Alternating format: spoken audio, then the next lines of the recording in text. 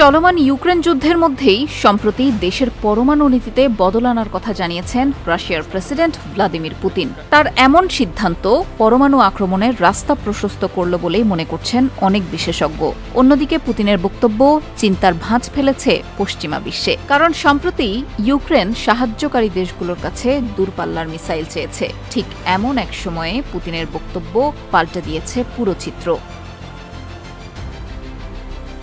রাশিয়ার প্রেসিডেন্টের এমন বক্তব্যের উত্তাপ ছড়ানোর মধ্য দিয়ে এই নিয়ে বিস্তর প্রতিবেদন প্রকাশ করেছে কাতার ভিত্তিক গণমাধ্যম আল জাজিরা। প্রতিবেদনে বলা হয়, দেশের পরমাণু কমিটির সদস্যদের সঙ্গে বৈঠকে বসেছিলেন পুতিন। সেখানে তিনি বলেন, রাশিয়ার বিরুদ্ধে কোনো পরমাণু শক্তিহীন দেশ আক্রমণ চালালে তা একরকম, কিন্তু সেই দেশ যদি পরমাণু শক্তিধর অন্য দেশ বা একাধিক দেশের থেকে সাহায্য পায়, তাহলে রাশিয়া বিষয়টিকে যৌথ আক্রমণ হিসেবে ধরে নেবে এবং সেই মতোই ব্যবস্থা নেবে।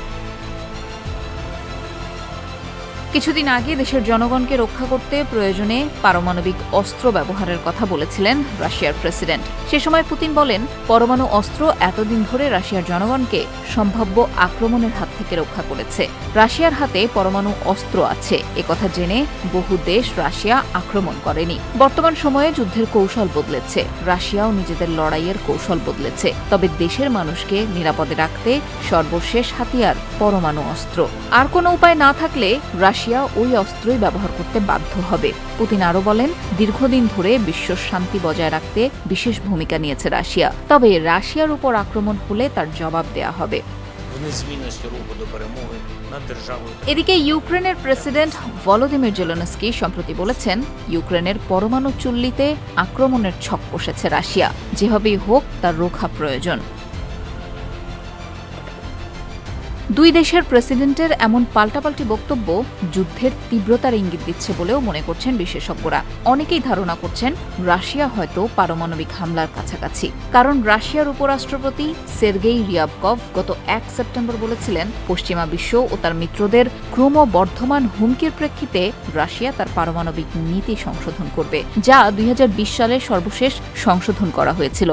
তবে নীতিতে কি ধরনের পরিবর্তন আসতে পারে তা স্পষ্ট করেনি দেশটি, যদিও রাশিয়ার এই অস্পষ্টতাকে রণকৌশল হিসেবেই দেখছেন বিশেষজ্ঞরা।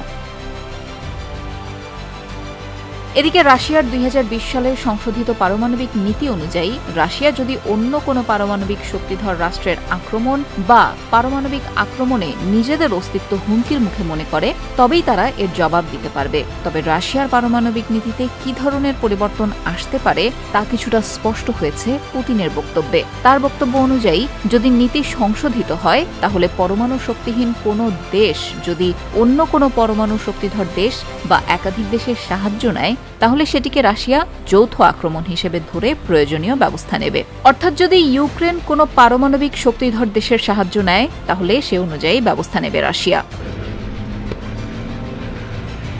এদিকে ইউক্রেন যেহেতু তার পশ্চিমা মিত্রদের কাছে মিসাইল সাহায্য চাচ্ছে, অন্যদিকে রাশিয়াও তার পারমাণবিক নীতি সংশোধনের পথে হাঁটছে। ফলে দুটো দ্বান্দ্বিক ঘটনা সমান্তরালে এগিয়ে পারমাণবিক আক্রমণের ইঙ্গিত দিচ্ছে বলেই মনে করছেন বিশেষজ্ঞরা।